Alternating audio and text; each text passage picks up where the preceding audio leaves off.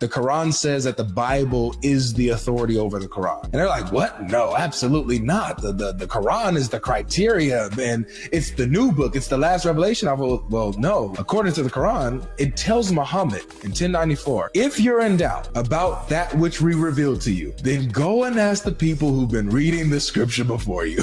This is saying, hey, Muhammad, if you're doubting this revelation, if you're doubting the Quran, go check the previous scriptures. It'll clear up your doubts because you'll see that it lines up with that. But if it doesn't line up with it, then Muhammad would know that his revelation is actually not really from God and it's actually a lie. So what's the authority here? The authority is the Bible, even in the Quran. So then what do we do here? What do you do as Muslims? Because you have to admit this. Oh, well, what you have, it's corrupt.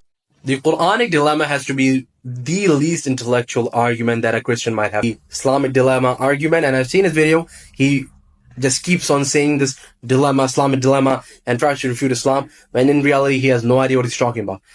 A dilemma is basically where a position necessitates two views that are problematic to hold them together, or might be contradictory, can either prove the position false or problematic. The issue with this, that there is a thing called as a false dilemma, where someone argues that there is a dilemma in an ideology or a belief, but it is false.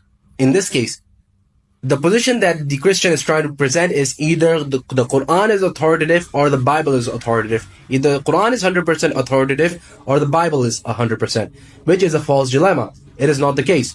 Islam and our tradition is very clear that the Bible is not 100% authentic, meaning some parts of the Bible are true. We Muslims do accept that.